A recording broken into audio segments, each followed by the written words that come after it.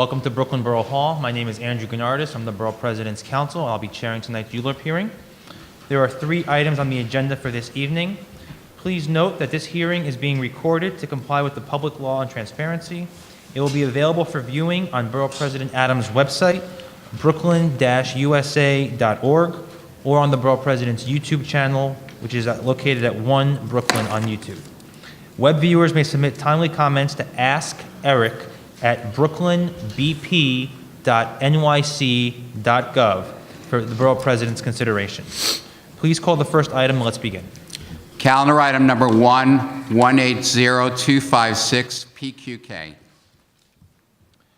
This application submitted by the New York City Police Department pursuant to Section 197C of the New York City Charter for the site selection and acquisition of approximately 937,000 square foot property located at 700 Columbia Street in the Red Hook neighborhood of Brooklyn Community District 6. Approval will facilitate a lease renewal and continued use of 2 lots for vehicular evidence storage at Erie Basin. Community Board 6 will be voting on this application on April 24th, 2018. Borough President Adams will hold off on making any decisions until he hears from Community Board 6. Would Stephen Bonoso, the representative for this application, please come up, state your name for the record, and present the application? Hi, Captain Bonuso, Commanding Officer of Erie Basin Auto Pound. With me is Commissioner Martinez. Erie Basin Auto Pound. This is where we are on the map. This is our front entrance. We're open 24 hours a day, 7 days a week. We're open to the public Monday to Friday, 8 a.m. to 3 p.m. We're staffed by 32 members of the service, both civilian and uniform. Right. Calendar year 2017, 4,175 vehicles and motorcycles came in and out of our front gate. 1,140 civilians visited the facility, mostly to retrieve their vehicles. These are pictures of our hangar and our indoor facility. The hangar, it holds our biological evidence, it holds our high-profile evidence vehicles, and it holds our heavy equipment. It protects it mostly to protect it from the weather. This is a video of the inside of our hangar to show you the scope and show you how large it is. All right, we currently have over 10,000 barrels of biological evidence. The vehicles are classified, the vehicles we have stored are classified as evidence, forfeiture, and safekeeping. We don't drain any fluids on site. Our yard contains 2,732 vehicles, and we're currently over capacity. And the land at Erie Basin, there's no other land in New York City in an industrial area that could fit our storage needs. Next is a video of the yard to give you an idea of how our cars are packed in at that yard.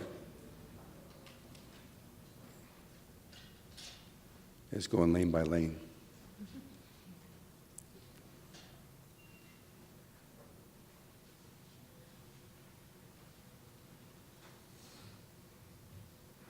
Okay, this is my contact information.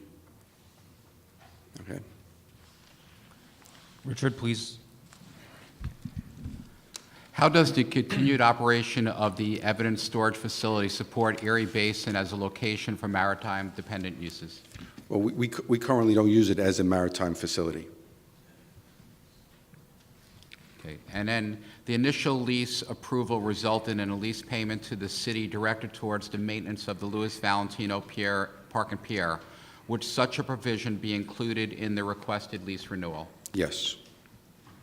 And finally, the continuation of the evidence vehicle facility operation will preclude the extension of the public waterfront access we have going down Columbia Street and/or introducing a water enhancing or property that's water dependent. So what is the justification for pursuing the additional 25 years moving forward for lease term?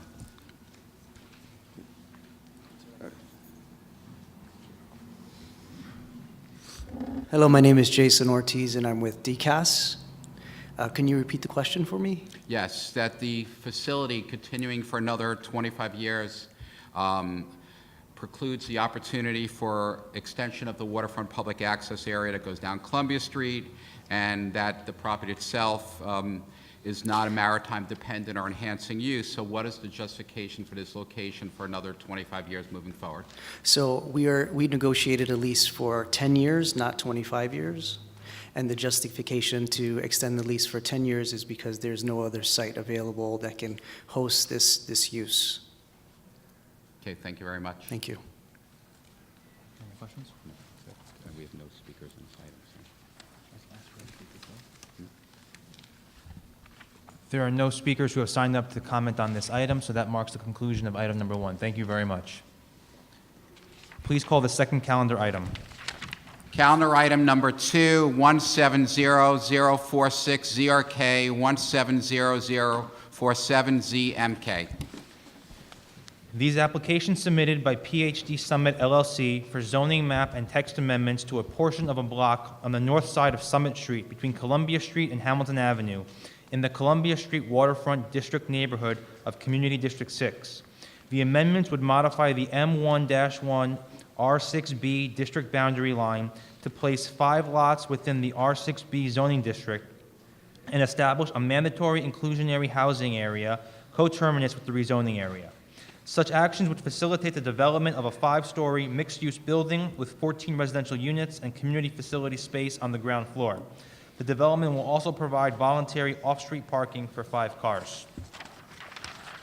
Community Board 6 will be voting on this application on April 24th, 2018. Borough President Adams will hold off on making any decisions until he hears from Community Board 6.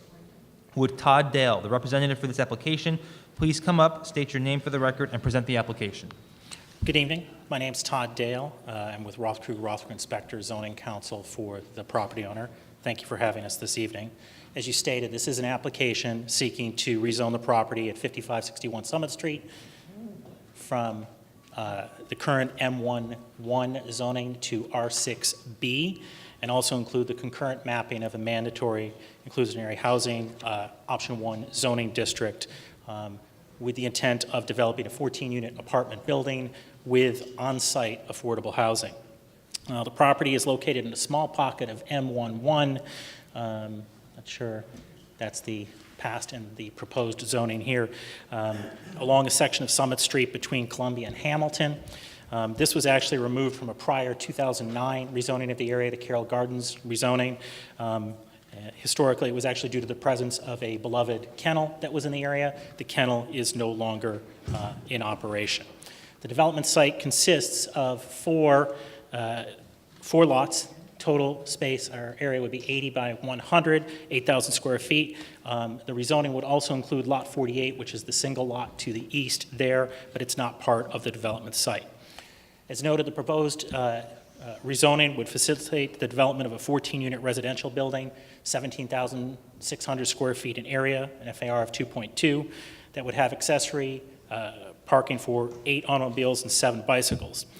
The current plans, which were slightly revised after our initial land use committee meeting with Community Board 6, call for a 50-foot high building.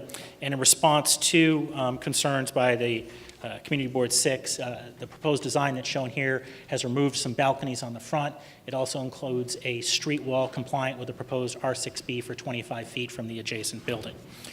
As noted, in addition to the rezoning, it's seeking to establish the MIH district with an option 1. Pursuant to option 1, the requirements are that 25% of the building floor area on site would be provided at a 60% AMI, and at least 10% of that floor area would be at 40%. Based on 2017 numbers for reference, 60% AMI, the rent would be $760 for a studio, $962 for a 1-bedroom, $1,165 for a 2-bedroom, and $1,338 for a 3-bedroom.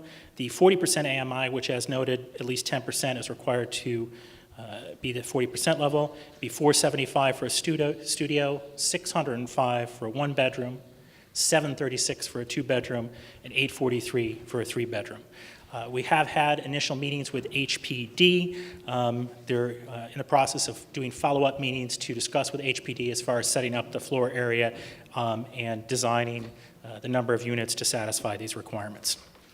And even though it is fully intended to have the on-site affordable floor area in order to ensure compliance with MIH requirements, the developer has agreed to enter into a community benefits agreement with the Brooklyn Community Foundation. This was facilitated with the assistance of both the Fifth Avenue Committee and Councilman Lander's office. And what that would do is it would provide in the event that the on-site affordable housing did not proceed for any reason, there would be a payment in lieu that would be set up that would go to the Brooklyn Community Foundation. And based on current figures, that payment would be approximately $3 million. That is, to note, that is just a guarantee to ensure compliance, but there's every intent to provide the affordable housing on site. This particular area has been the subject of other rezonings besides the Carroll Gardens rezoning of 2009. There's been private rezoning at 37 Carroll Street and at 45 Summit Street in 2007, 2011 at 33 Carroll Street and 25 Carroll Street. The area has also been the subject to a few variances from the Board of Standard and Appeals. Horgan Development is a family-owned company. The property owners here, and they've been developing in Brooklyn since 2005. The partners in Horgan Development live in Park Slope, are involved in a lot of local Brooklyn organizations, including CHIPS and the Gowanus Conservatory, and have developed other buildings throughout various areas in Brooklyn. They are strong proponents in constructing environmentally sensitive buildings, including LED light fixtures, low-flow plumbing fixtures, low-energy appliances, energy-efficient windows, and other suitable measures. They routinely work with local companies, including a cabinet maker in South Slope, and iron shops in Sunset Park. Many of these are minority and women-owned. It should also be noted that the architect for this site is a woman-owned business. Krista Horgan is a partner in that firm. They always require contractors maintain a safe work area, and pursuant to the community board guidelines, they'll provide a 24-hour contact number at the site and adhere to any DOB work hours and noise regulations. So you mentioned the rents, what they would be, but if you could also translate into qualifying incomes, minimum, maximum incomes for the various AMIs at the various bedroom types. I'm not sure off the top of my head what those figures, when you... So for example, Okay. you know, at each AMI tier, right, there's a range where someone has to, based on their household size, has to earn at least but not more than. If you could share with that information. To be honest, I don't have those figures with me right now. If you could get back to us then with that. 100%. We'll get back to you with those figures as far as the income levels. And we'd like to add not household size and unit distribution. I'm sorry? Unit distribution as Sure. well as household size. Okay. Unit distribution. And then there are concerns regarding displacement, and there's a prevalence of rent burden households that we're dealing with in Brooklyn. If you could identify what marketing strategies, such as designating of one of the area community affordable housing nonprofits as perhaps the affordable housing administering agent, or at least a role within marketing that might be used in terms of trying to achieve the highest tenant selection process from local participation in the community, if you could talk about that. And would a marketing strategy start off with a financial literacy campaign to assist area residents becoming lottery eligible? I would say that we are committed to having a local nonprofit as the administrator. We've actually had initial talks with the Fifth Avenue Committee and are seeking to finalize that. We want to support any efforts for local outreach, both in conjunction with Fifth Avenue Committee, but we'd also be open to any suggestions from either the Borough President's office or the Mayor's office to move forward with that. Okay? Thank you. And then Borough President's policy is promote the use of sustainable and renewable energy resources focused on advancing a sustainable future in Brooklyn. It's also Borough President Adams' policy to promote practices to retain stormwater runoff. what consideration has been given, possibly in cooperation with the Department of Environmental Protection, for example, rain gardens, bioswales, the Mayor's Office of Sustainability, NYSERDA, NYPA, towards incorporating passive house design, solar panels, blue-green, white roof covering, permeable pavers, for example, parking in the rear, and/or rain gardens in the street? Going back to what I said, the developers have a history of constructing environmentally sensitive buildings with the items noted about the light fixtures, the plumbing fixtures. All the items that you've mentioned are definitely under consideration and have been used in past developments. We're open to everything that is, possible and feasible with this building. We're also open to working both, again, with the Borough President's office or the Mayor's office as far as any suggestions or programs they have. Thank Okay. you. And then you mentioned a little bit about policies with contracting. So in order to maximize good quality jobs for Brooklynites, if you could outline the steps that would be taken to actually ensure the inclusion of participation by MWBE and LBEs in the process of construction of the site. As noted, the developers do have a history of working with many local contractors, many of which are minority and women-owned. As noted, the architecture firm is a woman-owned business. Again, they have every intention of working with these organizations, the contractors, and shops that they have relationships with. And again, we're open to any input or working again with the Mayor's office or the Borough President's office as far as programs or outreach, to contractors. Thank you. Sure. Thank you very much. There are two speakers who have signed up to comment on this proposal. Will Daniel Ordauer and Jessica Henson please come up in that order?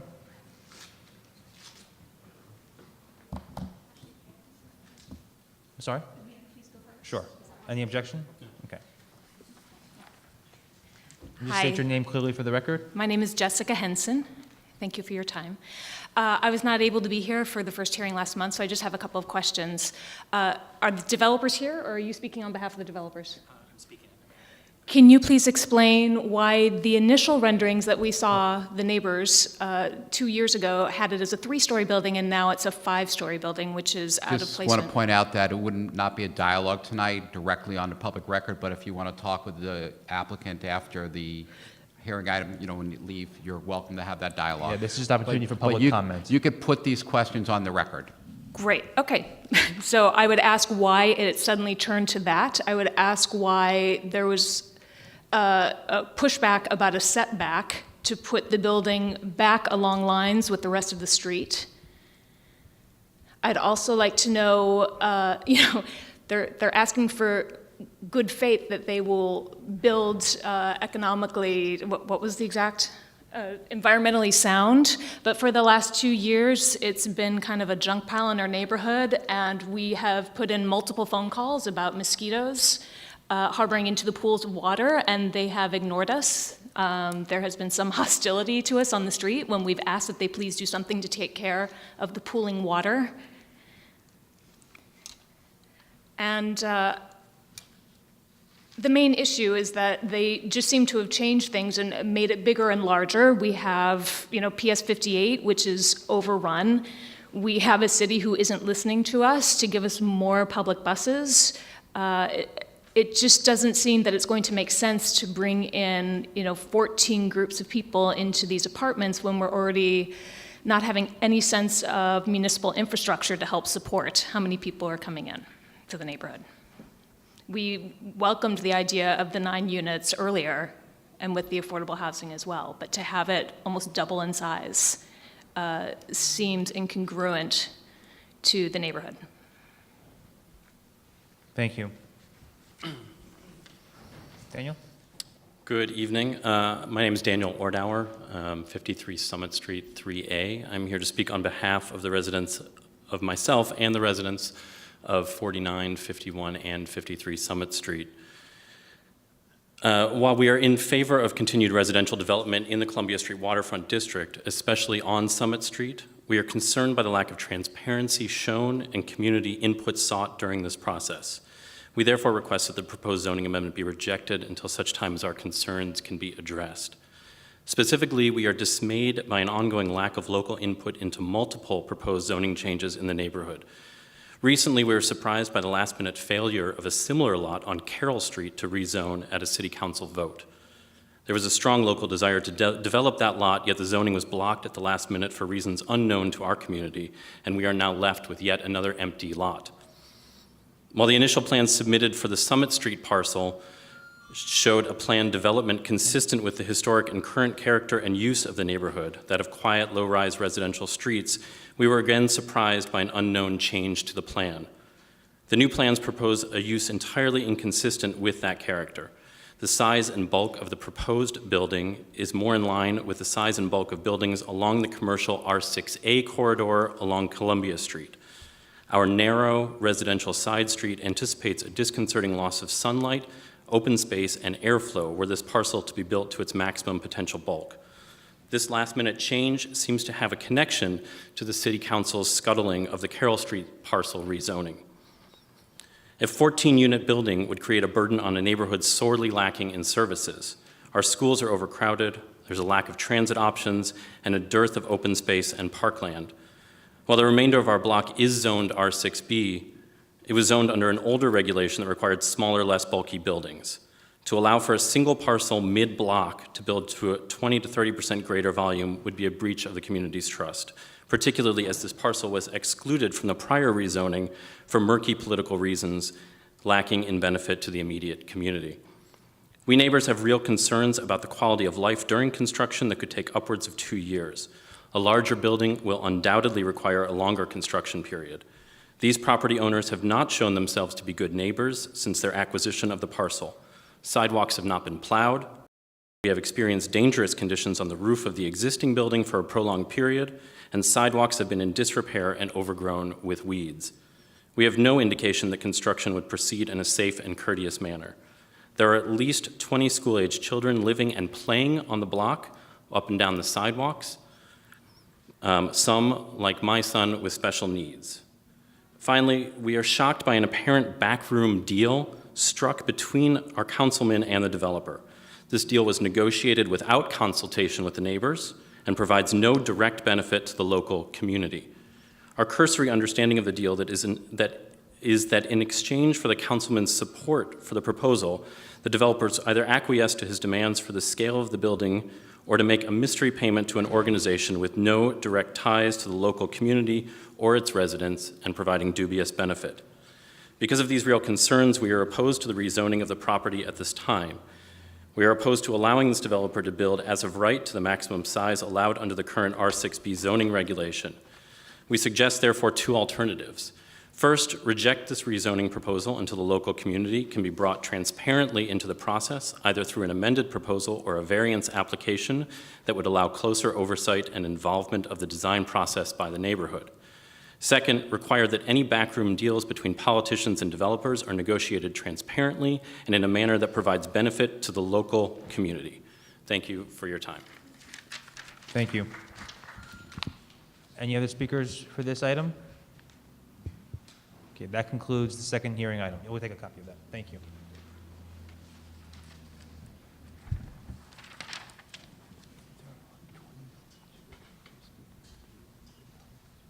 I've never done that. I mean, we still have time. I hate to say it. You know, it's not like the other one. When we have 100 from it, we might do it. Will you please call the third calendar item? Calendar item number 3, 180148ZMK, 180149ZRK. These applications submitted by 1601 DeKalb Owner LLC for zoning map and text amendments to the northern portion of a block bounded by Hart Street and Wyckoff, DeKalb, and Irving Avenues. The amendments would rezone an M11 district to R7A, including establishing a C24 overlay along the Wyckoff Avenue frontage within the proposed R7A district, as well as designate the area of the proposed R7A zoning district as a mandatory inclusionary housing area, and downzone a sliver of the adjoining R6 district to R6B. Such actions would facilitate the development of 2 residential buildings, one at 9 stories and another at 6 stories, together providing 122 units, of which approximately 27 would be made permanently affordable according to MIH Option 1. The development would provide 46 enclosed and unenclosed parking spaces. Community Board 4 will be voting on this application on April 18th, 2018. Borough President Adams will hold off on making any decisions until he hears from Community Board 4. Would Richard Bass, the representative for the application, please come up to the podium, state his name, and present the application? I'm Richard Bass. I'm going to let my applicant speak first, and then I'll go into some of the technical details, if that's okay with you all. Thank you. Thank you. Thanks. Good evening, everyone. My name is Rick Gropper. I'm one of the principals of Camber Property Group. We're primarily developers of affordable housing throughout New York City, and we're proposing here to develop a 122-unit building and to rezone 3 lots together with a total of 10 lots to develop this building. The property is currently occupied only by parking. It's composed of 3 lots. 2 of the lots are R6B. 1 of the lots is zoned M11. And there's never been a manufacturing building here in the history of the site. It was actually originally a railroad right-of-way. That's okay. I think this works. Got it. The lot was originally a railroad right-of-way. So we've proposed here to rezone the M11 lot to R7A and then to downzone the 2 R6B lots, R6 lots to R6B. We're proposing here a suite of benefits to the community. And we have a track record of working with the community, with all communities in which we work. And Bushwick is no different from that. And we've been spending a good amount of time over the past months developing a community benefits program, and some of which we'll go into detail here. The main item that we'd like to raise is that under MIH, there's a requirement to do 24 units of affordable housing. And in this case, we're going beyond that, and we're doing a total of, or proposing to do a total of 31 units. We initially went to the community board, and based on feedback from the community board and other community groups and outreach to the community, we've proposed to do, to take what we were initially going to do, which is a combination of units at 100% of AMI, units at 60% of AMI, and units at 40% of AMI, and to do a deeper affordable option, which if you go forward 1 slide, we've proposed 2 separate options for affordability that we've presented to the community board, and we've also presented to the borough president and to city council. And this is, we've used this as a point for discussion, and it was suggested that we do 2 options and can work further off of those. Aside from that, we're committed to hiring within the community and to doing a good amount of outreach during the marketing process. One of the main things that we've been doing so far is working with different community groups, including Rise Borough, to market the affordable units, and we have a partnership with them in connection with the marketing of the affordable units. I'll let Richard Bass get into some of the details of the actual rezoning. Thank you. As Rick mentioned, this is a rezoning action affecting 10 tax lots, 3 of which are owned by the applicant. 3 of the lots are on Wyckoff Avenue in the R7A, proposed R7A C24 overlay. Our 3 lots, there are 3 lots in the R7A, 2 are converted loft buildings, and the majority of our parking lot. And then lots 47 and 48, which are part of our development sites, are currently in an R6. The proposal is to put them in an R6B, so there'll be a transition from the lower density mid-block to our project. And I'll show you the urban design, how the building steps up. To keep it parallel, lots 21 and 22 are also included in the R6B proposal. They're not part of our project, but city planning asked us to do that rezoning. As Rick mentioned it's 122 units. 24 would be required under MRH. The client is proposing 31. It's a 125,000 square foot development site. Let me just go back and I'll show you the urban design. Oh, that's the site. The site is just off Wyckoff, between DeKalb and Hart. Here's the zoning map showing the rezoning district. There you see the buildings in their transition.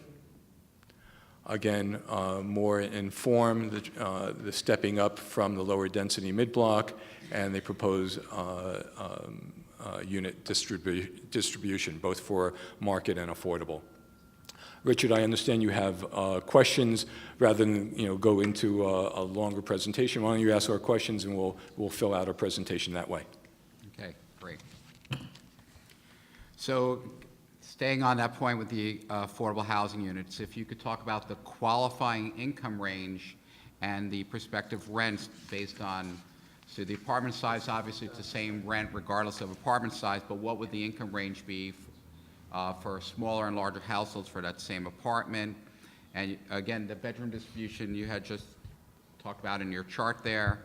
And for the non-MIH units, how long are they required to be rented at affordable rates? So for the MIH units, those will be permanently affordable, and there are 24 MIH units. The additional units beyond the MIH units, to bring the total to 31 units, will be memorialized in an additional deed restriction, and that will be under the Affordable New York program. So those additional units, currently there's no mechanism that DCP maintains to assure the permanent affordability of those units. So through the Affordable New York program, those are affordable for 35 years. If we can work with DCP to come up with a way to permanently restrict those to be affordable housing, we're happy to do that as well. So those 31 units, we're committed to making those permanently affordable. And after year 35, can you clarify, because those would be rent stabilized status, if the person remains in their unit, it still stays as a stabilized unit, or after 35 years, it jumps the rent? After 35 years, it stays in rent stabilization. So as long as the tenant remains, as long as we the get tenant additional remains, years of affordability. Yes, as long as the tenant remains, it stays affordable. And again, we're committed to keeping all of the units that are affordable, restricting them to be permanently affordable. Richard, we're working with both HPD and city planning to codify that those 7 units stay permanently affordable. Right now, HPD and city planning are telling us there isn't. We're willing to put that in a deed restriction. But the deed restriction could be filed directly on your property, separate and apart from the agency, so it's really your own discretion to make it permanently affordable. Well, we're looking for a mechanism to make it permanent. If you can help us with that, that would be greatly appreciated. You could just file a deed restriction on the property, right? And that should cover We it. can do that. We could certainly give you guidance on suggested language. We would appreciate that. Thank you. Yeah, we'll absolutely do that. We're intending to keep them permanently affordable. And to answer your question on AMI and rent levels, it's going to depend on what option we go with. We've presented 2 different options. We heard from the community that the affordability that we were providing was insufficient for the Bushwick residents, and as part of what we do is affordable housing. And as a result of that, we went back and were able to bring down the affordability of all of the affordable units to 2 different options that were presented. One of them goes up to 80% of AMI, so it's units at 30, 40, 60, and 80, and the other is 30, 40, 50, and 60. So if you could give some examples of what rents and income levels Sure. would be based on household sizes, some of those income tiers. Sure. So, for example, a 30% of AMI unit, that's a 2-bedroom, the max income would be $57,240,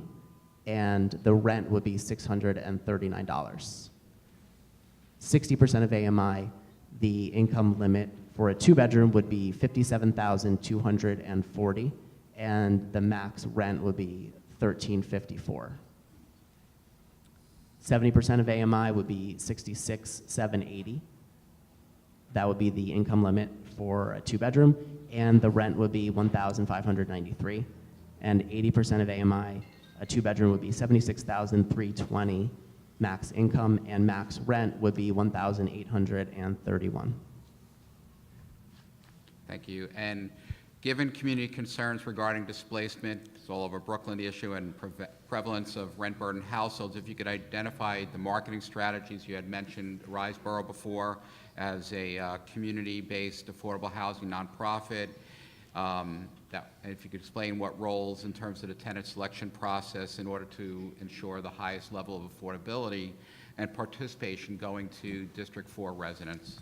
So making sure that we hit our community preference is one of our top concerns. We've engaged Rise Borough to market the affordable units. And as part of doing that, we recognize that it's not enough just to submit an ad and to ask anyone interested to register for Housing Connect. Rather, we're going to do additional targeted marketing and informational sessions for residents of the community board to make sure that we hit and to make sure that we exceed the preference for the local and the community board residents to live within the building. It's important to us, based on what we've heard from the Bushwick residents and our experience in other parts of New York City, to make sure that to the extent that we can hit our community preference and actually exceed it. But if I can just go beyond that and talking about displacement, we understand that there's some concern about the fact that the rezoning action includes additional lots beyond the 3. And just to be perfectly clear, we're only developing, and we don't have any interest in developing on any lots beyond the 3 that we're talking about. If you take a look at the screens, lots 27 and 41 are 2 loft buildings. One of them is an illegal loft building, one of them is in IMD, but nonetheless, there are residents who live there. And we're committed to making sure that the residents who live there still live there once our building is built, or if we are fortunate enough to get the approval of the Borough President. And to make sure that this happens, we'll be working with the landlords of the 2 buildings to make sure that the residents who have windows that are lot line windows and that are shared with our property line are either relocated within that building, or we come up with a solution that's acceptable to everyone that make sure that the residents maintain those windows so that no one from the 2 loft buildings is displaced.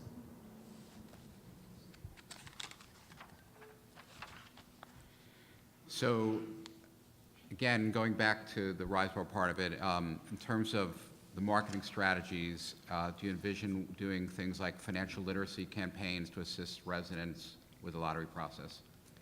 Yes. So we'll be, during the process of constructing the building, even before we start marketing the affordable units, we're going to be working with the Borough President, working with the Community Board, and working with the council member to develop programs to make sure that, people understand how to use the Housing Connect system, which we've done training sessions in other areas, and it's not as user-friendly or as easy as one would think. So we'll be doing training sessions on Housing Connect. Another thing is financial literacy and just credit health and financial health. And that's something that we'll be doing in partnership with Rise Borough and other community groups as we develop our strategy around the local marketing for those units. And it's something that we're going to be doing with Rise Borough before the building is completed and before the units are released to the market or to the lottery. So going back to the loft buildings, obviously you raised the issue of the lot line that may affect a certain number of the units, but the rezoning itself, in terms of whether the rezoning itself has any impact in terms of affecting the ability of the existing occupants to secure legal residential status with or without the threat of displacement. Does that threat of displacement or the process to convert from commercial to residential lease, does the zoning have any bearing one way or another in terms of risk or actually improving the way the system works to reset the rent as a residential lease? Well, let me take that. Go ahead. You can both jump in. We'll talk over each other. The proposed residential rezoning will permit the DeKalb loft building to legalize. Currently, there is no mechanism for them to achieve a residential C of O. The Hart building is already in the loft board's jurisdiction, and they have a plan to reconfigure the building so it will comply with multiple dwelling law, so they can physically change the footprint of their building, and they can achieve a legal C of O, residential C of O. The DeKalb building, without this residential rezoning action, cannot legalize. Now, these buildings have been illegally converted for 20 years that I know of, probably more. There are multiple violations. The landlords have not taken care of those violations, and one of the more recent violations was a Airbnb violation in one of the buildings. This is an opportunity for those landlords to legalize and fix a generational problem of achieving residential C of Os. And you wanted to add in, or you good? I was just to say, the building, one of the buildings has residential tenants in it, and it's been illegally rented to residential tenants. The one building, that's the building that's on Hart Street. The building that's on DeKalb is in IMD. But in either case, there are residents who live there. And actually, I think I switched those. Hart Street is IMD, DeKalb is just a manufacturing building. But in any event, it's residents who live there, and we're committed to making sure that they're not going to be displaced as a result of the construction of our building. Whether that means working with the landlords to convert their buildings and legalize their buildings, or if we have to, setting back our building from the lot line to make sure that the residents who live in those units don't lose their windows. So going back to the DeKalb, though, so getting the residential right to make the improvements one thing, but in terms of taking commercial leases and converting them to residential leases, is there anything that provides some opportunity where the rents are actually somewhat comparable, or is it open season for the landlord in terms of what rents they get with a legal residential conversion? There isn't, just by the rezoning doesn't provide rent protections for the DeKalb building. But in keeping with your office's resolution 10 years ago, as part of your support for the rezoning for these same lots, your office, I think you wrote it, suggested 5-year leases and caps on the increases on those leases.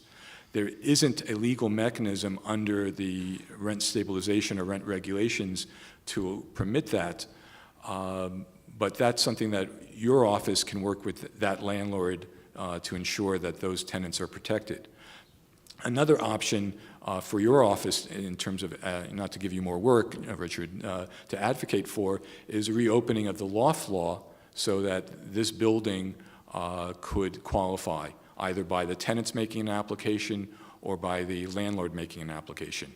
I don't know why they didn't take advantage of it when that window of opportunity was there before, as Hart did, but that's an opportunity that your office would be in a better position to advocate for.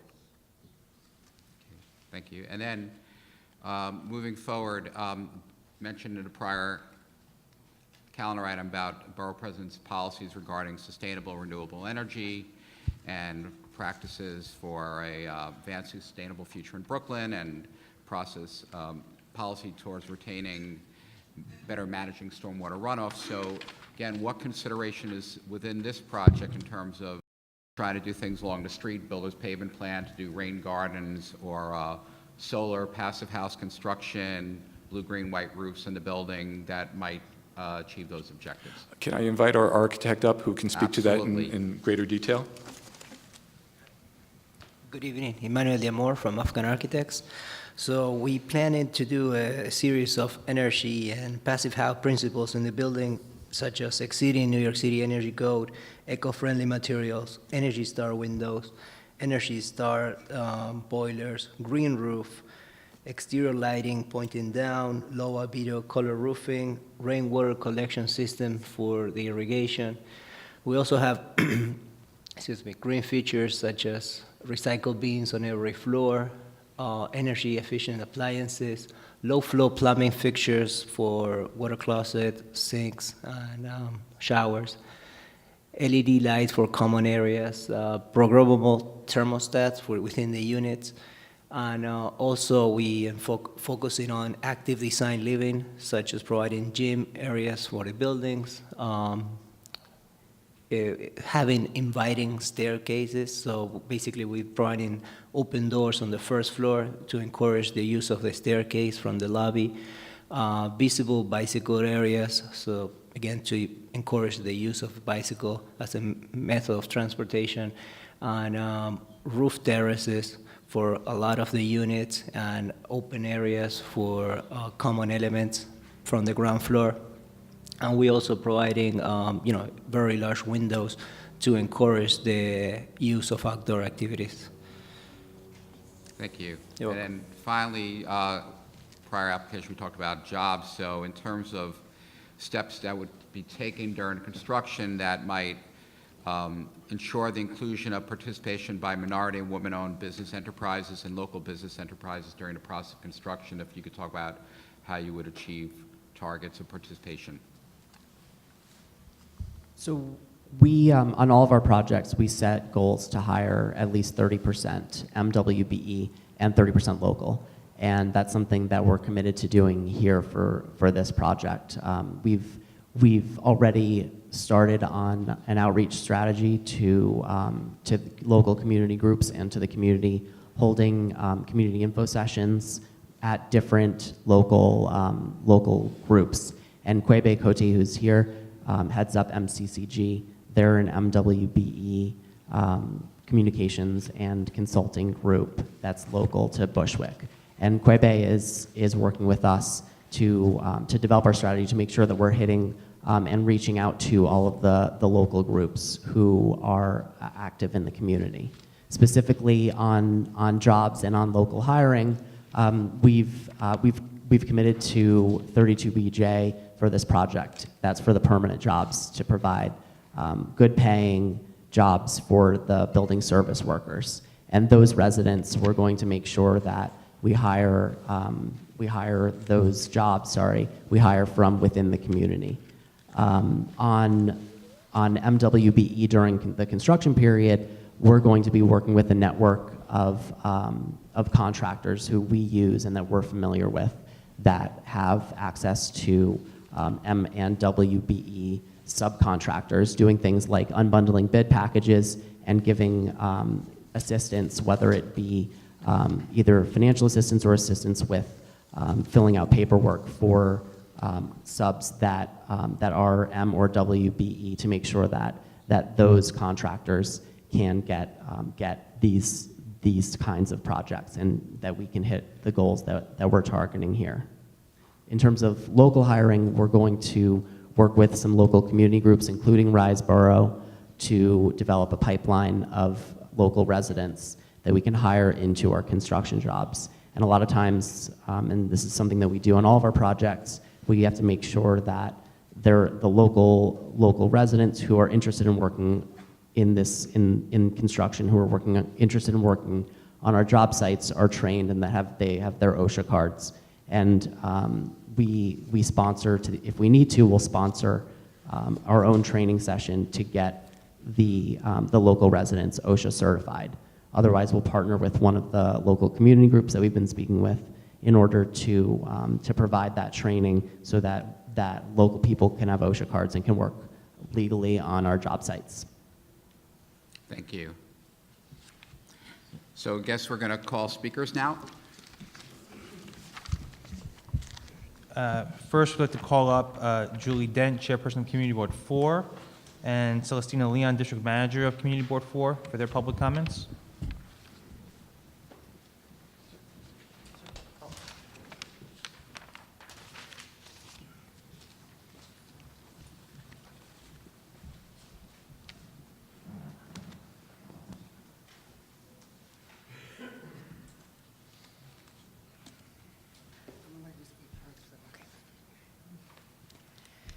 Good evening, all, and thank you. My name is Celeste Lyon, and I'm the District Manager of Community Board 4. I'm joined tonight by our Chairperson, Dr. Julie Dent, as well as Housing and Land Use Chairperson, Martha Brown. Several other board members are also expected to attend and share testimony tonight. Given that the full board is yet to vote on this application, we are not able to share the outcome or any accompanying resolution at this time. However, we are present to voice and amplify the overall concerns of the Bushwick community. As you likely know, Bushwick is no stranger to hardship and disenfranchisement. The blackout of 1977 is frequently referenced by our longtime board members as a reminder of where we come from, as we continue to see an increase in popularity and development made possible due to the foundation constructed by those of us who stayed to rebuild. It remains vital for posterity's sake as well for everyone to know the history of Bushwick when they choose to make it a home.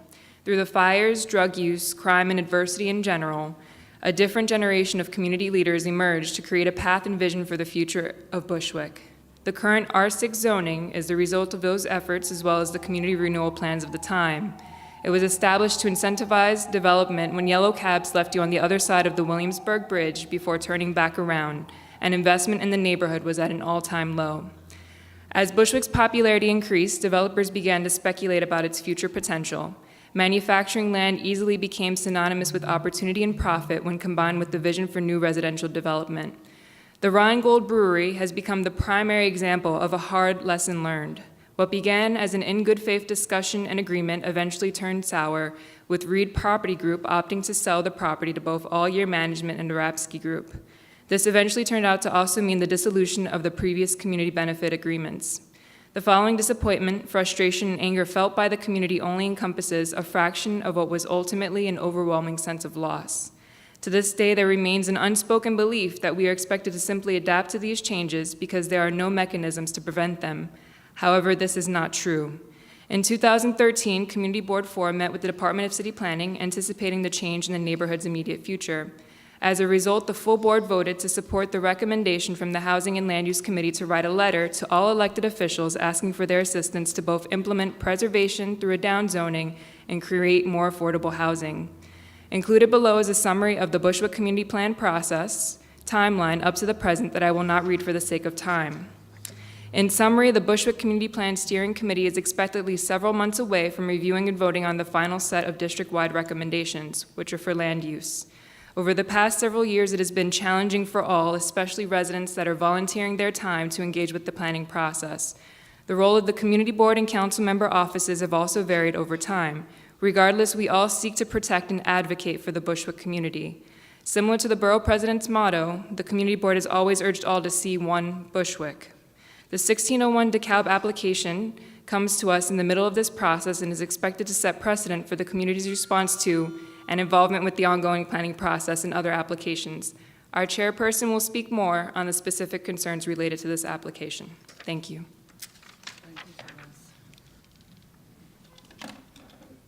And good evening to all. My name is Julie Dent, and I'm the chairperson of Community Board Number 4. I would like to thank Borough President Eric Adams as well for this opportunity to speak.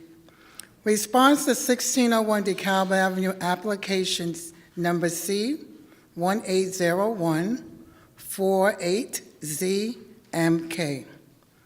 The concerns we have and also heard from the community in regards to the 1601 DeKalb Avenue ULURP application follow.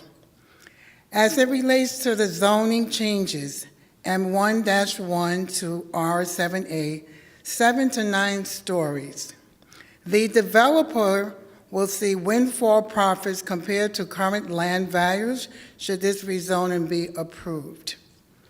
Therefore, the incorporation of deeply affordable housing should be feasible and implementable. Tenants and commercial business employees development. The health and safety of all loft tenants is of the utmost concern. Potential development would be feasible and incentivized with a zoning change upon the end to current lease terms. Regardless of the development taking place in the immediate future or beyond, it will still legally be possible. The only foreseeable way to prevent this from occurring is to remove the commercial lots from this application. Loss of commercial parking, increased need for parking due to parking shortage. Parking remains a district-wide issue. A plan for replacing and managing parking for potential new residents should be explored. Affordable and unit composition. Community Board 4 has always and continue to advocate for deep affordability and the inclusion of units for larger families.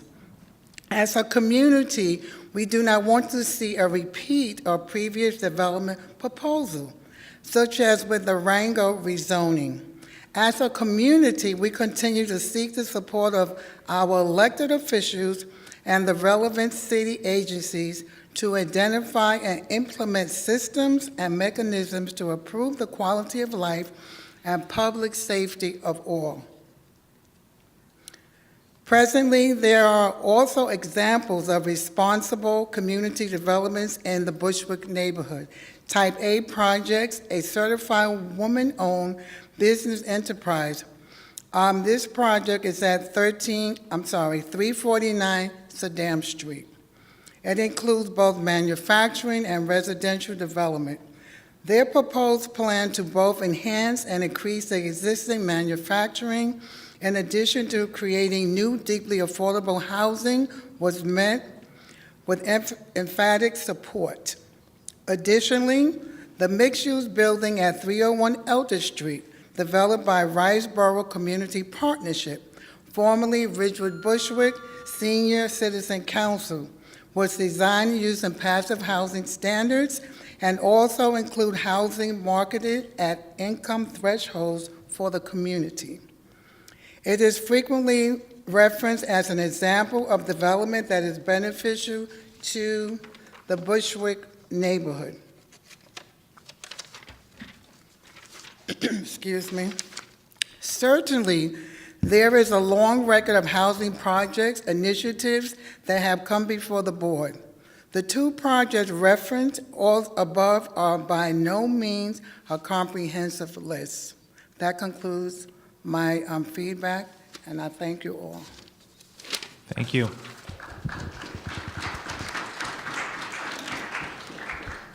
I'm going to call the remaining speakers up three at a time. Just a reminder, everyone has 3 minutes to make their remarks, and I apologize if I butcher anyone's name in advance. Mohan Matta, Alexis Jessup, and Leonardo Labriola, please come up in that order.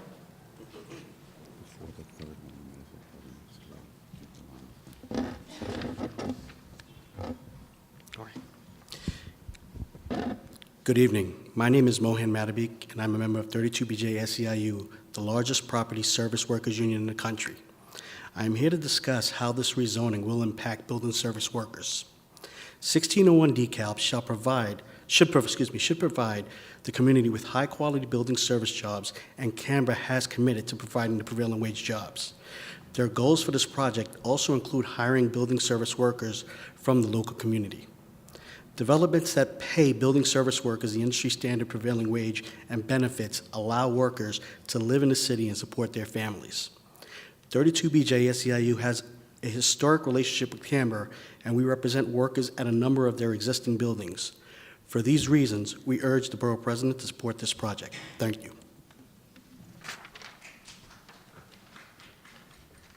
Hi, my name is Alexis Jessup. I live in a neighboring property to 1601 DeKalb. I also own and run a small business out of my home. It is my only means of income. This rezoning will turn my currently affordable home and office into a soft site. Allowing this rezoning is effectively a death sentence for my business and my home. It is the type of sudden action that the Bushwick Community Plan seeks to avoid. This development is a contradiction to that plan and should be denied.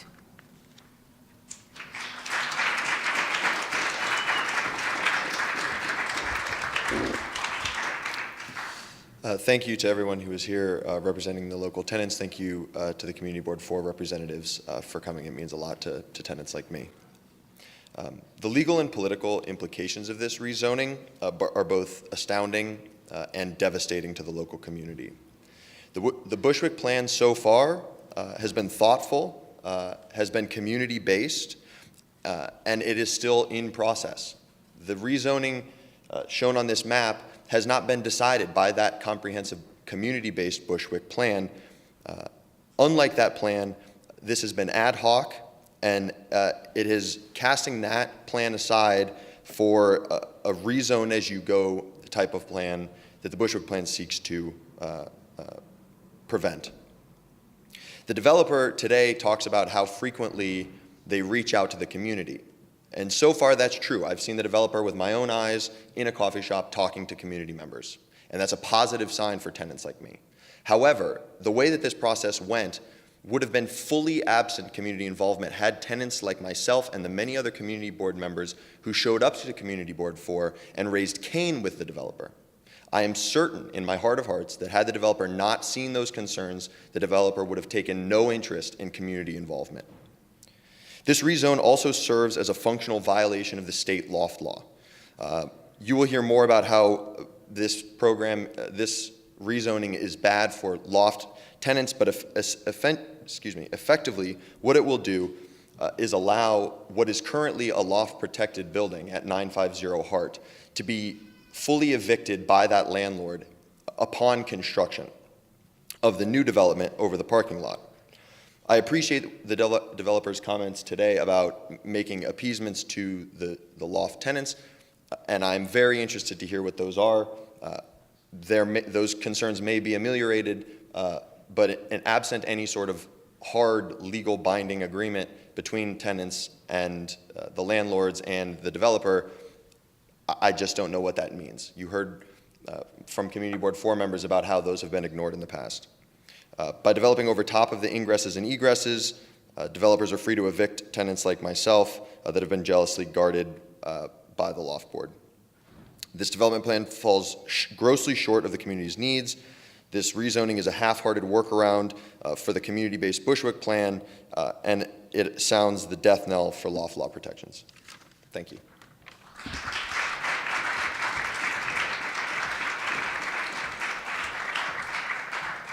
Next three speakers, Camacho Rorit, Mayvel Negit, and Luisa Rabia.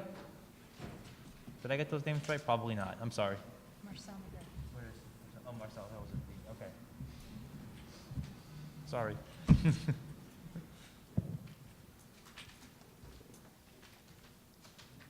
I don't have nothing in writing. Because everything that, For the record, please. State your name, my please. name is Robert Camacho, C-A-M-A-C-H-O, you know, like Macho Man.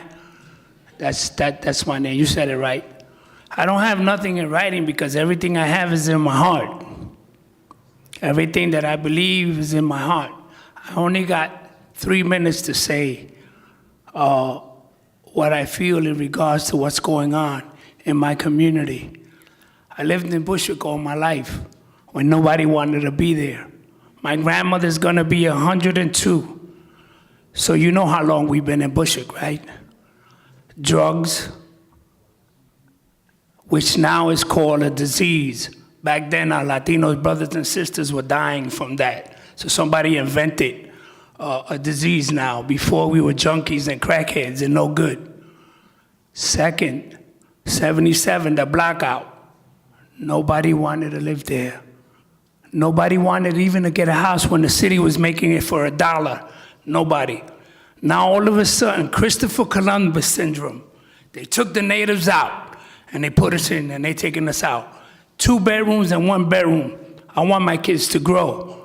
I want grandkids. I want my kids to live where they were born and raised. I want my kids to have a 3-bedroom and 4-bedroom. Deeply affordable. Deeply affordable. Not because she makes $2 more, she can't afford to live there. We need you guys to set the tone. We need the borough president to set the tone. And listen to Community Board 4, because it says community on there. It doesn't say nothing else. I don't see developers. I don't see anybody else. It says community.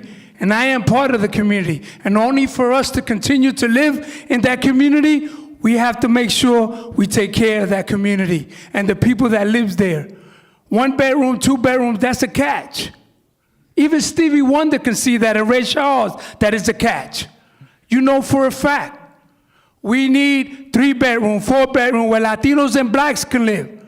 Not where you could push us up to Suffolk County or New Jersey or somewhere else because we can't live there anymore.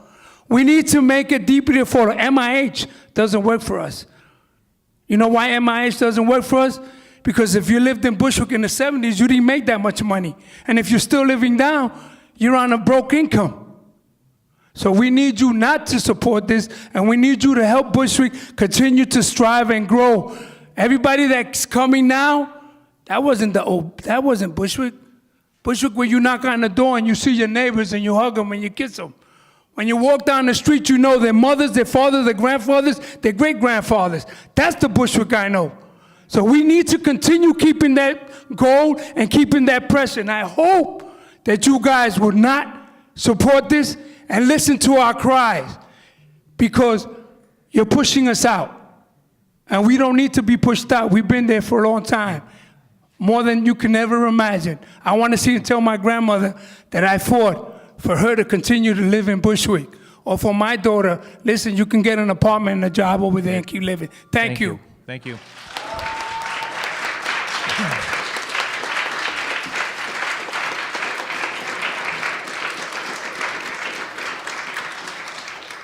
Thank you for having me here. Thanks for everyone coming in. State your name. Expressing their opinions. My name is Marcel Negret. I'm a urban planner by training, and I have been living in the same block in DeKalb Avenue in Bushwick for almost a decade. I am very concerned about this proposal, and I know that many of my neighbors are as well. Until very recently, we had not been approached by the developer. Most residents first learned about this proposal from a local news article and through word of mouth. Naturally, this has raised skepticism among locals, leading us to this polarized and confrontational situation. I'm urging you to vote against the proposed land use action. As it stands today, the proposal will result in many negative impacts in the neighborhood. It will promote the displacement of residents and workers and local businesses. It will create increased traffic congestion and parking problems during the critical L train shutdown period. It undermines the commitment towards the long-term community-based planning effort for Bushwick, which was convened by council members Espinal and Reynoso. And perhaps most severely, it will set a negative citywide precedent for affordable housing by using a cookie-cutter approach for mapping MIH within a manufacturing district. As a tenant of one of the loft buildings, me and my wife will be personally affected. The development would block the windows of all residential loft units that are facing south towards the parking lot development site. It would also increase density by more than double in that lot, making it very attractive for someone to come in, acquire the property, and ultimately kick us out. Probably because of this reason, the environmental assessment statement concludes that the actions will turn the loft building on Lot 41 into a development site, displacing over 21 households. Similarly, it will make it impossible to 950 Hart to reach residential legalization process. We obtained a copy of the memo from Canberra that was shared with the community board. While the proposal of the Community Benefit Agreement, CBA, is definitely worth exploring, I'm sure that many people here are aware about the negative experiences with CBAs in Bushwick, as was described by our community board members. However, I'm very intrigued about the idea of including a restrictive covenant that would address some of these issues and will provide legal weight and reassurance to the commitments and intentions expressed in their memo. This covenant could include a setback, as described from the lot line of the lots. It could commit to an affordable housing mix that serves long-standing residents of the community, both in terms of income levels and unit size. Many of the residents of Bushwick have large families, and perhaps even delay construction until past the L shutdown. However, these options are far, far from being materialized. Until we have clarity over the CBA, and most importantly, the restrictive covenant agreement, it will be very irresponsible to approve the requested land use actions and dismiss grave concerns based on memos that cannot offer any guarantees. For all these reasons, I'm urging the Borough President to vote against this proposal. Many thanks for your time.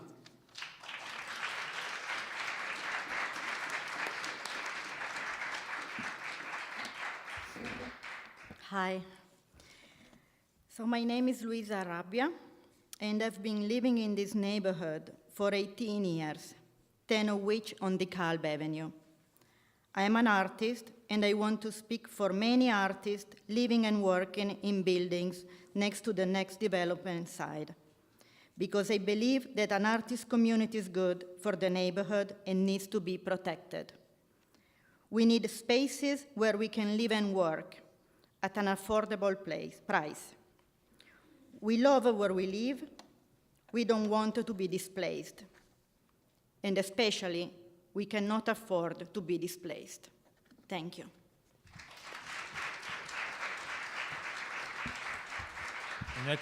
The next three speakers, David Dixon, Lionel Lorius, and Greg Thrasher.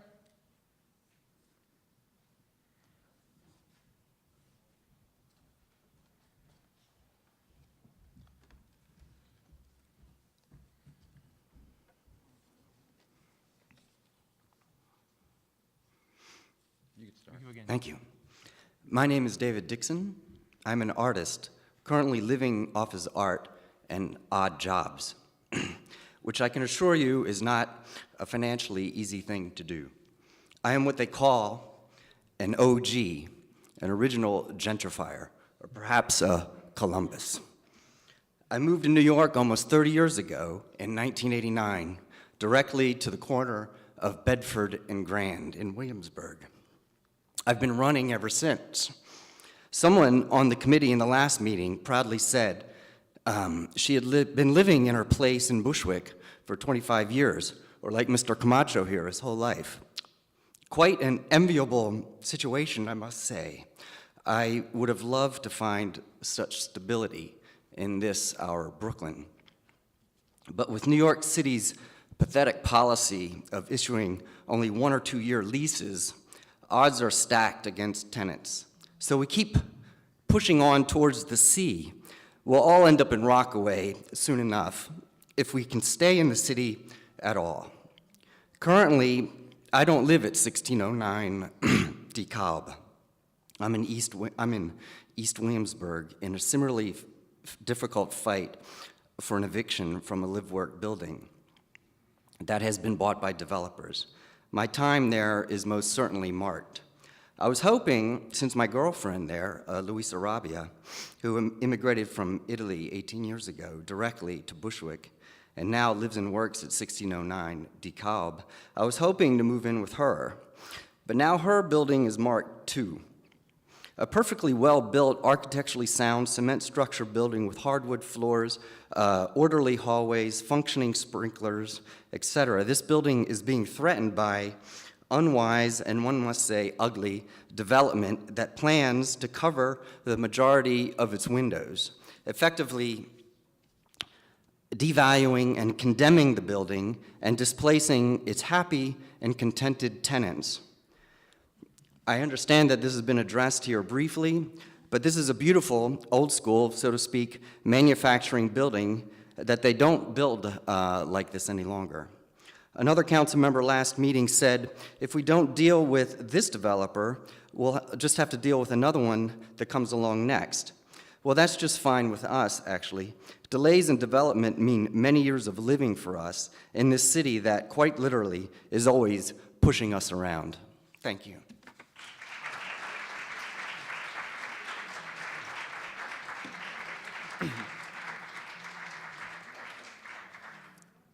Good evening, everyone. My name is Lionel Lorius, but my friends and family call me Junior. I was 14 years old when I first entered the doors to Brotherhood Boxing.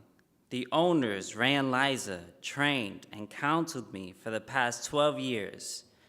I am currently a teacher for the New York City Department of Education, and I am anticipating to graduate next month with my master's degree in special education. I have been involved with Brotherhood's after-school program for many years as a boxing student and as a volunteer coach. When it came to my attention that a rezoning is in process, I knew it would compromise Brotherhood's work in the community. I was distraught and immediately contacted coaches Ray and Liza so I may help in any way to keep the Brotherhood at its location. Brotherhood has been serving the Ridgewood Bushwick area for over 15 years. Rezoning Brotherhood's location would mean compromising their current location. With rent so high in the neighborhood, they may not be able to find a comparable location at an affordable rent. The youth who is attending there, almost 75 to 100 students at any given time, will be displaced. The children are our future. The elimination of this boxing gym that I call home will also be a heartbreak to many of the students that attend that boxing gym today.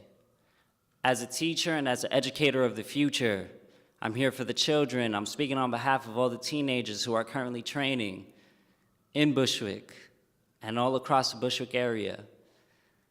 The elimination of this Brotherhood boxing gym doesn't sit well with me. So with that said, we want to reject.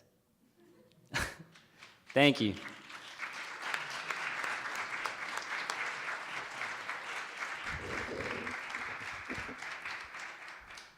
Hi, my name is Gregory Thrasher. I'm a tenant at 1609 DeKalb.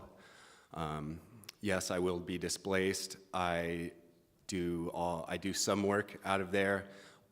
All the storage for my fabrication is at my house, so that will affect me. As you've heard, it'll affect all of us. But I am here on behalf of Gloria, Marisela, and Yolanda, the 3 women that work at the 24-hour-a-day laundromat that is a soft site on the corner of Wyckoff and Hart. Here we've only talked about this red square that is 1601, but I've already seen papers that have 1609 and the laundromat as a proposed site. So, you know, there's no fooling us. We see what's happening. We see the writing on the wall.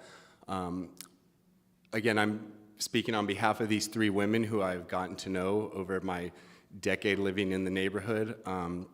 They work tirelessly for the entire community, and I've spoken to them about this in length, and they are tremendously worried about their future employment.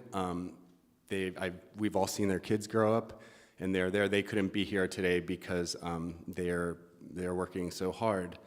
So I urge you to vote no to this rezoning and overdevelopment, because as anyone that lives in New York knows, these glass structures, these out-of-place aesthetic abominations don't solve the problem of housing that's happening in New York City. They only exacerbate it. Thank you.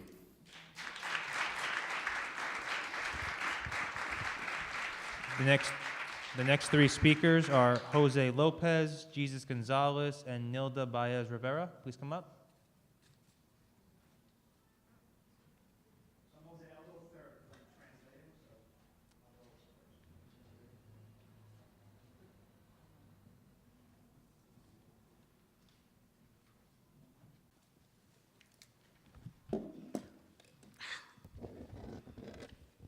Muy buenas tardes. Sí. Mi nombre es Nilda Baez, soy miembro de Make the Road New York, líder en nuestra comunidad de Bushwick. Por más de 25 años estamos ahí trabajando. Queremos decirle hoy que la tasa de asequibilidad es el segundo problema que tenemos. Y un 49% de la familia de Bushwick no gana más de 27,000 al año, y lo sabemos porque son todos trabajadores que ganan por debajo de los 27,300. Déjame traducir para usted. Okay. She's starting off with saying that 49% of Bushwick doesn't earn more than $27,311, nearly half of the population. So we're talking about apartments in the current proposal that's ranging $51,540. It's not affordable for us. Y establecer que las unidades asequibles son para familias que ganan 51,540 al año es algo injusto. Y deja que los más necesitados estén fuera de este plan. The most vulnerable in our community, the ones that need apartments most, are left out of this plan. Además, la solicitud privada que está, ya lo hemos oído de los otros que han hablado antes que yo, el 969 de Hart Street, que actualmente es una lavandería y un club de boxeo. Si se aprueba esta solicitud, estas empresas se verán desplazadas. The boxing gym at 969 En el and the futuro. laundromat will be displaced from this, in this current proposal. Igual que esta solicitud incluye el 1615 de Dical Avenue, un edificio residencial de 3 pisos que actualmente contiene 21 familias. Y si se aprueba esta solicitud, estas familias se verán desplazadas en el futuro. Y yo quiero decirle esta noche, In addition, the folks in the loft building, 1615 DCOB, will be displaced. There's 21 families if this plan is approved. yo quiero decirle que nos oponemos a este plan que construye vivienda que no pueden pagar o que no podemos pagar. Soy una persona deshabilitada y gano muy poco dinero. Y ya he sido desplazada por más de una ocasión. She's been displaced more than one time. She's actually been impacted by gentrification and displacement in Bushwick. Y quiero decirle que nos oponemos a que este plan que desplaza a familias y nos oponemos a que este plan desplaza también a 54 trabajadores que van a quedar sin empleo en nuestra comunidad. She wants to stand firmly opposed to this plan, wants to stand firmly against this displacement of families, and also wants to bring to your attention that there will be the elimination of 54 jobs under the current proposal.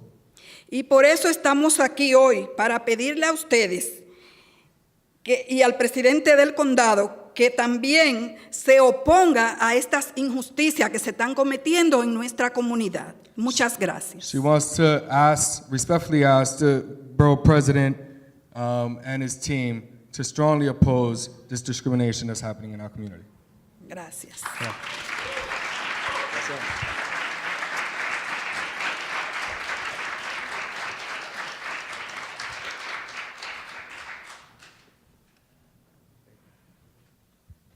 Sorry. Greetings, Richard. And I really want to thank the borough president for giving me this opportunity to present. My name is Jesus Gonzalez, lifelong resident in Bushwick, Brooklyn. Collectively represent over 40,000 residents in the community, St. Joseph, St. Barbara's, Make the Road, additional organizations across the board. And so I just want to say, just a few comments before, that there are no favors done in this proposal. You have to rent out the affordable units. That's why you get a marketer, in order to be able to rent out the market rate by law. And we hope that the borough president stands his ground with his take on manufacturing land in previous rezonings, which is requesting deeper affordability and higher percentage of affordable units. And so, Camber Group is seeking a conversion, seeking to convert a parking lot zone as manufacturing zone into residential zone.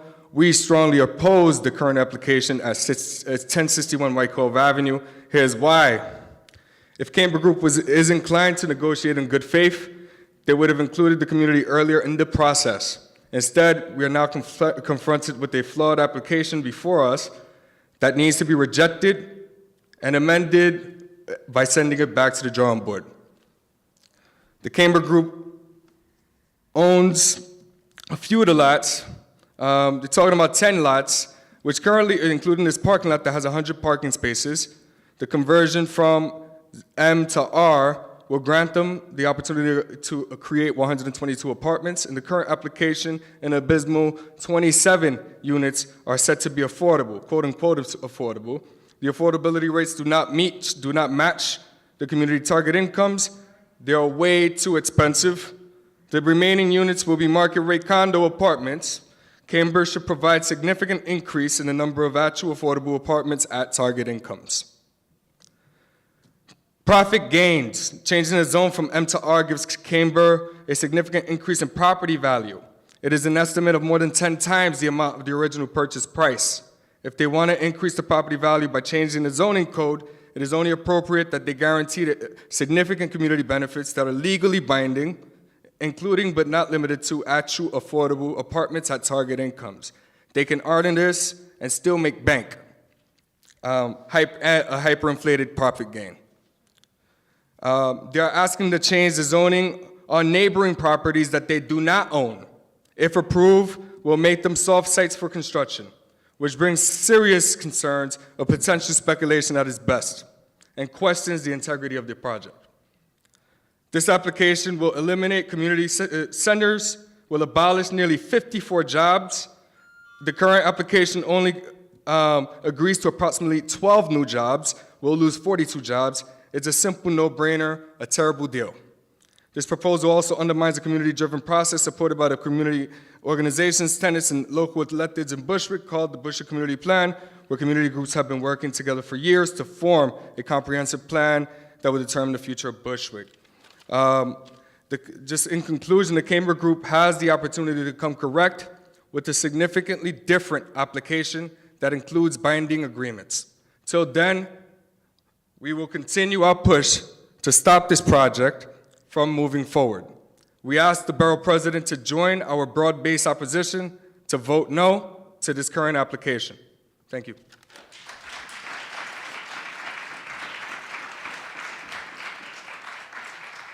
In the community and have done that for over 20 years.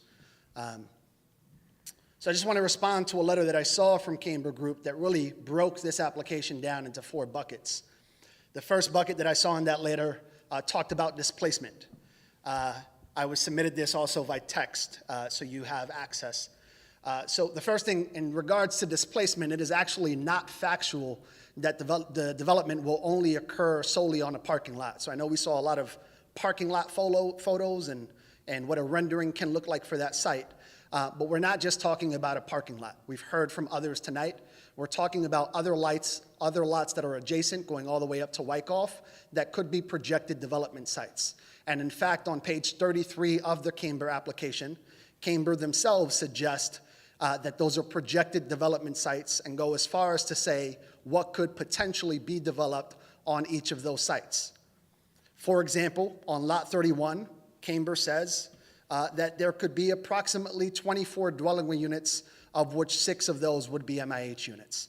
So we're talking about the homes of some of the tenants in the audience. We're also talking about the lives and the jobs of 54 workers in this application. It is also important to note that Camber does not own any of the lots outside of 3, right? So they can stand here tonight and say, we're not going to build on any of the other lots. And they're right. They're not going to build on any of the other lots because they can't, because they don't own those lots. But what they are going to do is they're going to create serious incentive for owners of those lots to make a decision to not leave money on the table, to kick out tenants, to kick out workers in order to take advantage of an M to R conversion and build massive projects that leave me and my family out of Bushwick.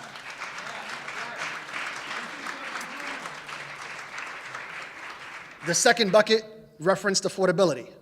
The community did make it clear at a community board hearing that death of affordability was very important. We need to see lower rent rates for our families.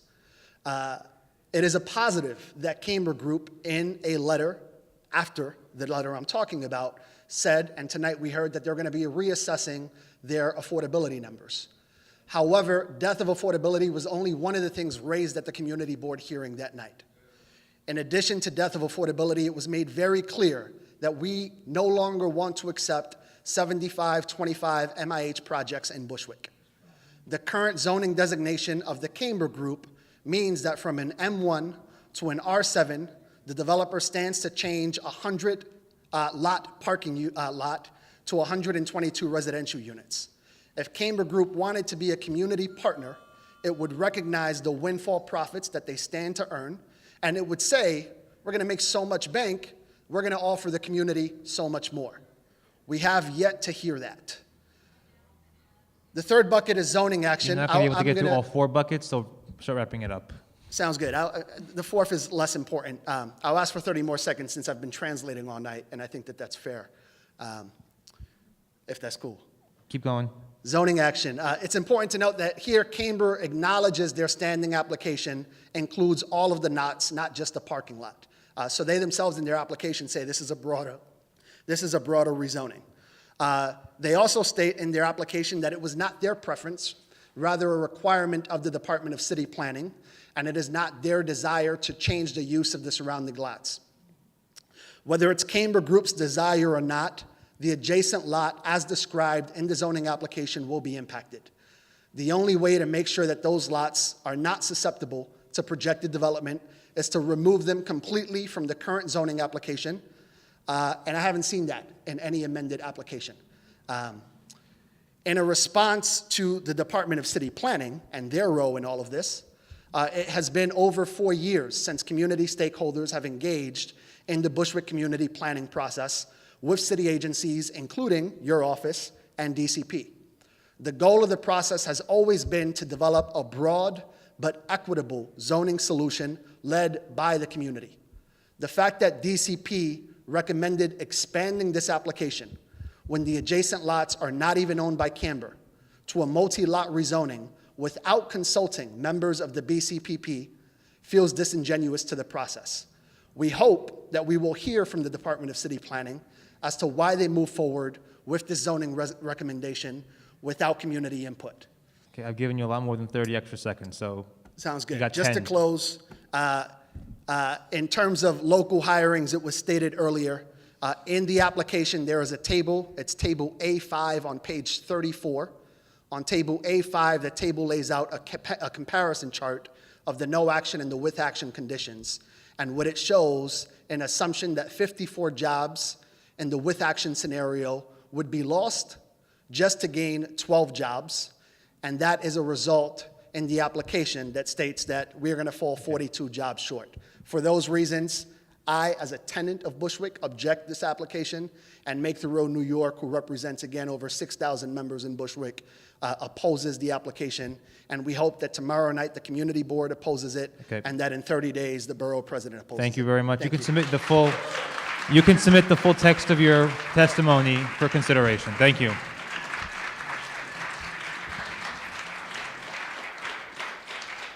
Just a reminder, each speaker has 3 minutes. We have a number of more speakers to go. I'll make sure everyone has their fair and equitable chance to speak for this hearing, so please limit your comments to 3 minutes.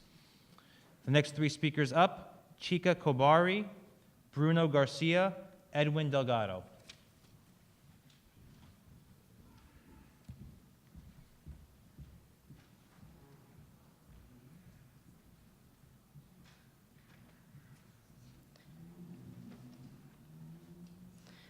Hi, I'm a resident of 1609. State your name, please. My name is Chica Kobari. I'm an immigrant and a female business owner who happens to live and work in the adjacent building, 1609 DeKalb Avenue. A lot of us in the community feel that this decision is rushed and should have more scrutiny. Camber Property has not proposed a transparent development plan and has not reached out to the community businesses, tenants, and community centers.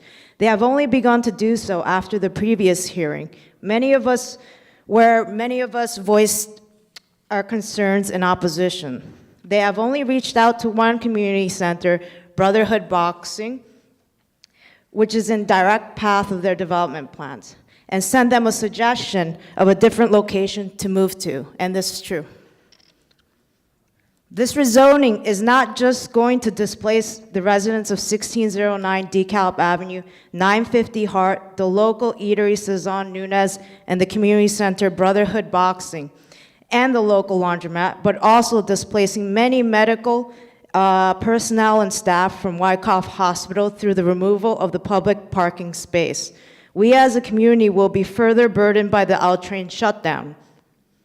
This goes against the community-based planning process and that Councilman Espinal has initiated and committed to. And You know, the parking lot in itself is not just a vacant lot. It's a place, you know, we have a parking shortage in the neighborhood.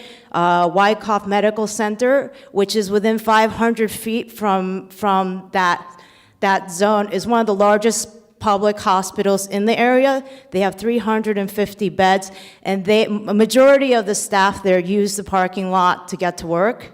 And it will also displace people who work and commute to that area and need to help take care of the community people and the neighboring, you know, businesses as well. And they also have many partnerships with community programs, and they will be affected by this as well.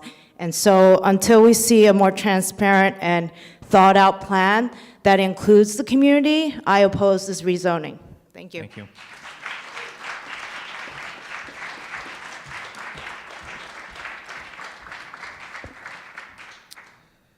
Good evening, everyone. My name is Bruno Daniel Garcia, and I am here to speak to you as the chair of the Rheingold Community Coalition, as a tenant organizer in Bushwick, and a Mexican immigrant to Brooklyn.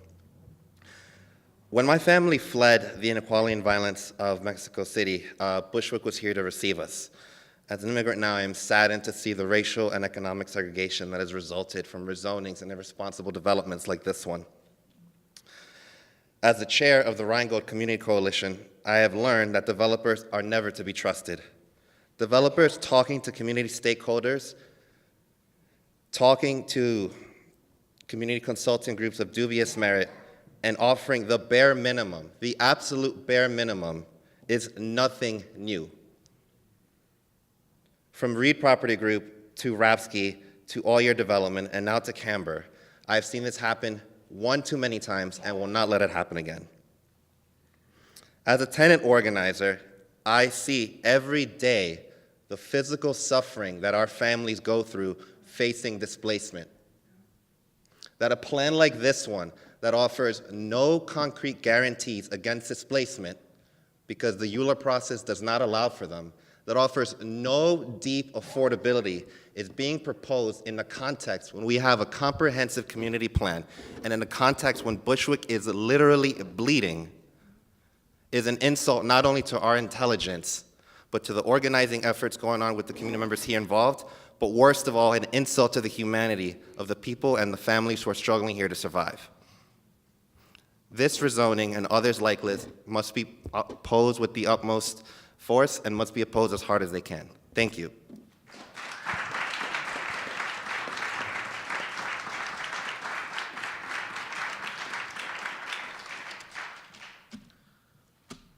Good evening, everyone. It's hard to follow all these wonderful State your speeches. name, please. My name is Edwin Delgado. Tough to follow these speeches from familiar faces and new ones from the community. So let me just get started. Thanks for being here. I came here tonight to oppose the 1601 DeKalb project. This project is the very representation of how developers look to continue. I'm sorry, can you just make sure you're talking into the mic so we can pick you up on the video? Sorry, Sure, thank no you. problem. First time doing this, I'm sorry. Just right into the mic there. Let me start here. This project is the very representation of how developers look to continuously profit off of communities of color. These developers come into our neighborhoods and see nothing but dollar signs. They do not see the faces of our neighbors that have stood with us through the years. They do not see the small mom and pop stores that we shop in. They do not see the culture that makes our communities what they are. All they are concerned about are the angles they need to find in order to be able to build what they want in our communities and make millions off of it. 1601 DeKalb was just another one of those projects. Those who are affiliated with this project have told the Bushwick community that they are willingly giving us more than the bare minimum. They brag about giving the community 7 more affordable housing units than MIH guidelines require them to. They tell us how they will be financially contributing to local organizations in Bushwick. They tell us that their project will not displace the people who are barely making ends meet around the site. We in the Bushwick community have heard all of these things before. When we have trusted previous developers, they all sounded like this, and all outcomes have turned out the same. Tonight, we can draw the line in the sand. Tonight, as one voice, we can tell developers and the city we need more. Not just more units, but housing that truly reflects those who are struggling to stay in the communities they have helped build and keep together. Our communities continue to struggle to get the basic needs other communities are given without the blink of an eye. The Bushwick community finds itself in a very realistic infrastructure crisis. Without allowing affordable housing to be built, it seems the city is not willing to help fix the community they abandoned a long time ago. I am calling on the city to rapidly begin improving issues that have plagued our community for years. Thank you for allowing me to share a few of my thoughts, and good night.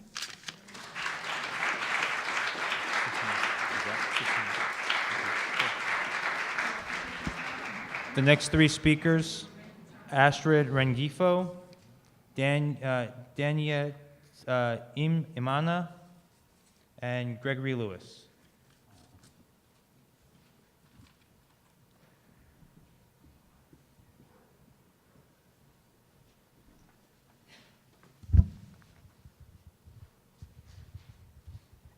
Honorable Borough President, Eric Adams, my name is Astrid Rengifo, and I'm a resident of Bushwick at 1609 DeKalb. And I'm at risk of being displaced from the place I live and work. Like me, there are more than 40 families, residents, and workers whose lives are soon to be disrupted, but the negative effect that the 1601 DeKalb Avenue rezoning application is going to inflict in our neighborhood. Sadly, the character of Bushwick and Brooklyn as a borough is once more under threat. Over the years, I've heard our council members and other public servants talking about how community must be taken into account and heard before any new developments are considered. I thank Community Board 4 to take this commitment seriously and to actively seek our participation in all matters related to our district. However, for developers, community-based planning is a concept that works very well in theory and in presentations, but falls short in its execution. I say this because just until recently, and thanks to a flyer that was posted on my door, I was not aware that my lot, 41, was up for rezoning within the 1609 DeKalb rezoning proposal. And not only my building is at risk, but my friends at Sazon Nunez restaurant, the post office, the kind people of the laundromat, the friendly community at the boxing club, and another adjacent loft buildings with tenants that, like me, are going to be displaced from the places they live and work. Thus now, I feel that if Canberra Property Group and also city planning were really committed to Bushwick's development plan, they should have contacted us before to better assess the impact of this rezoning proposal on the community. Another issue that really concerns me is the L train shutdown in combination with construction on DeKalb Avenue. DeKalb Avenue is always congested as it is, and if we add shuttles connecting DeKalb Avenue with Wyckoff, DeKalb and Wyckoff, with stations into Middle Avenue and with Central Avenue, plus 100 cars left within a parking space because of the development, well, you could probably get that picture. For these reasons, I urge the Borough President, our all representatives, Community Board, to vote against this proposal. Thank you for accepting my comments. Thank you.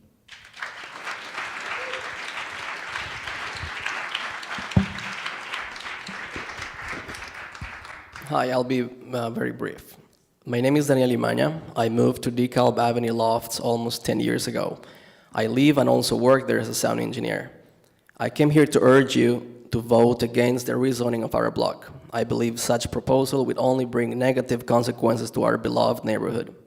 As we know, this proposal will allow the construction of a massive building that will not only change the character of our neighborhood, but will result in the displacement of residents and workers that have been living in the area for many, many years.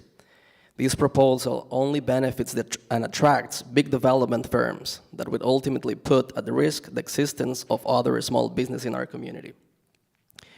We live in a neighborhood where families, young people, and small businesses thrive together, and where there is no place for massive Manhattan-like construction to be developed.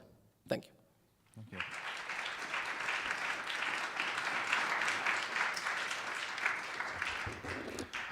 you. Good evening. I'm Gregory Lewis, and I'm one of the managing attorneys, or the managing attorney of the Bushwick office of Brooklyn A, Marty Needleman's office. And I'm a deputy director of the Preserving Affordable Housing Program. In the name of justice of the community, I'm speaking tonight, I'm testifying to urge the borough president to oppose the proposed rezoning. The justice has both a procedural and substantive element, as the law says, and I think both come together on the story of Bushwick. Thousands of people came in the 1960s, 1970s to Bushwick from points south. Either they were fleeing the instability that colonialism in the Cold War created in Latin America, the Caribbean, or South America, or they were fleeing the long shadow of slavery's terror in the southern part of the United States.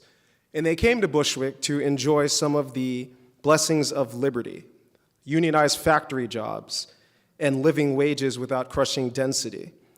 But of course, the minute that they came, there was racist neglect following the white flight.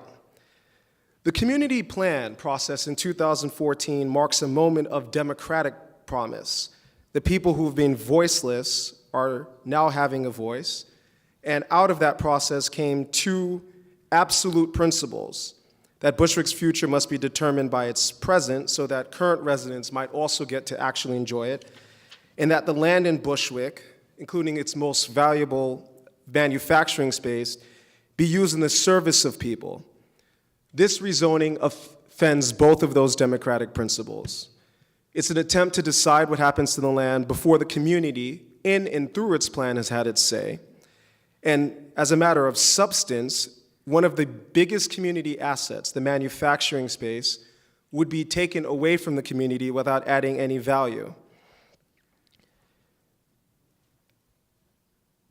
I think to get to the core issues of what development for community means, I think we're commemorating this month the 50th anniversary of what became of the dream after the dreamer was killed. And we have to remember in this context that he was on that balcony, he was slain on that balcony, fighting for substantive civil rights, housing, jobs, and living income for all. In that context, we urge the borough president to affirmatively further fair housing. That's a principle under the law that was passed to consecrate Dr. King's death by voting for housing, jobs, and incomes for a marginalized community. A plan that would give 12 jobs, costing 54 jobs, not give deep affordability, fails to deliver such. And on that basis, the borough president should vote no.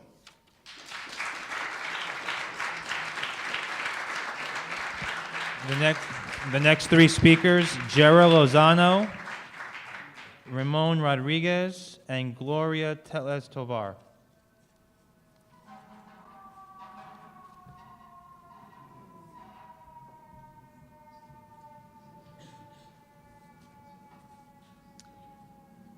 Good evening. My name is Jera Lozano, and I'm an active and contributing member to our state, our borough, and especially our neighborhood.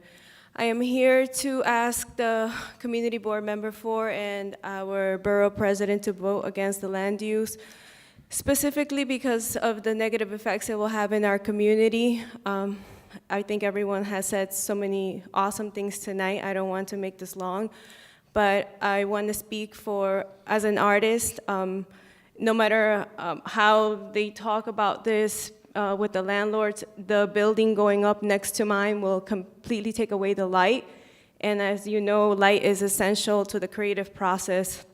That's my business, that's my life, so please vote no. Thank you.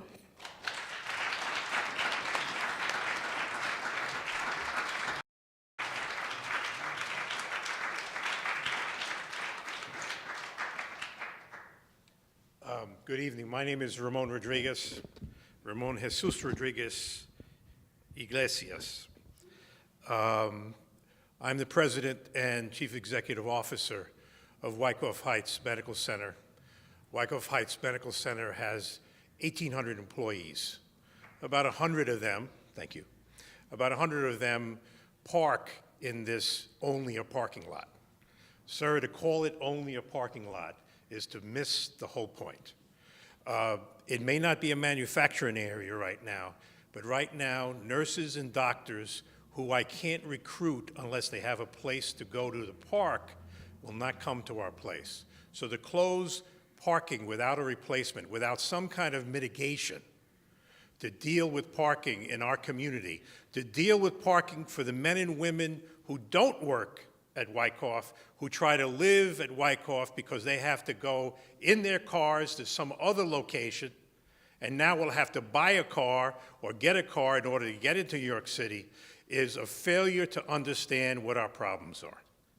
I was shocked, I will tell you, shocked to hear that Riseborough was involved with this process. I was shocked to hear about this 24 hours ago when I have 1,800 employees, a $300 million operation that is a block away from this development, and I didn't know anything about it. So something has to be done right now to deal with this process, and we must put a hold on changing any land use development.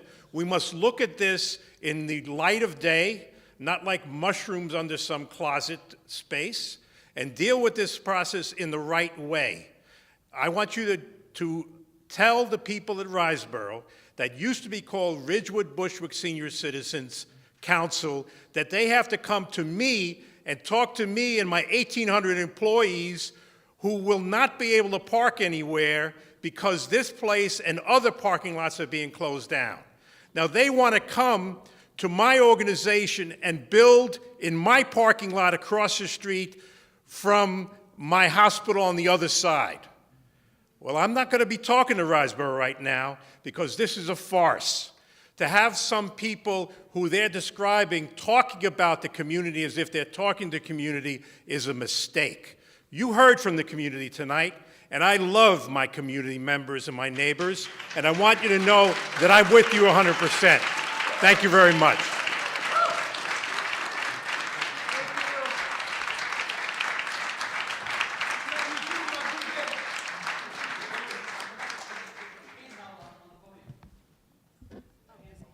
Hello? Hi. I'm going to stand here in the front because I'm very short. So I saw this presentation State your last name, time. please. Oh, I'm sorry. My name is Gloria Celeste Tovar. I'm community member. Well, I live in my community for more than 30 years. So I'm heavily involved in my community, and I go to, well, the last presentation was in the Community Board 4. So I think this is like the same thing as every other developers. Although I do like how you guys want to make it transparent for everyone. You want to give everybody affordable housing. I understand. But Bushwick, we have mixed incomes. We have those who make, medium, and then you got those who don't make a lot. So I wrote here something. Deep affordability or deep affordable housing is necessary in Bushwick. When you have single mothers, elderly, and people with physical and psychiatric disability who rely on vouchers and government benefits for whatever reason, for whatever time they need it, to help pay their rent and have a dignified life.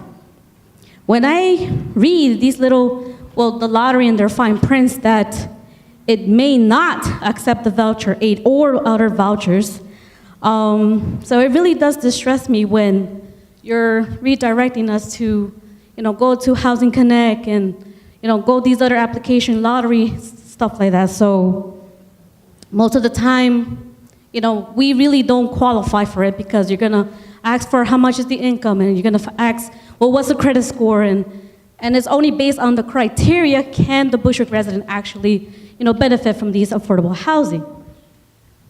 So it's a nice concept there, but I don't think Bushwick is ready for another huge development. And I think you've heard a lot of people, and I'm pretty sure you guys are tired of hearing us, but you can't really stop us from voicing our opinions on what the neighborhood should have, what it needs. and maybe you'll probably come up with another idea next time, who knows? But, you know, Bushwick, Bushwick has not been seen too much, but now suddenly everybody wants to develop in Bushwick. Okay, I get it. But still, you have people living there who don't earn a lot, who have a little bit to live on. And then when you kind of push us out and then tell us, well, just go to the lottery section, doesn't really help us. So we really need developers. They're gonna come up with a better idea with more units and not tiny micro units for us, because we do have families and we have a lot of families. So you can't just cram us all into one little tiny one studio, because that's what our criteria meets us. So I'm just saying that's my opinion, and yeah. I'm done.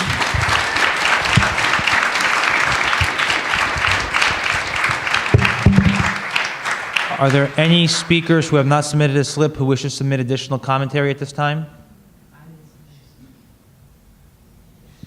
Okay. Seeing no one, then we will, that marks the close of this hearing item. Thank you all for participating in this public hearing.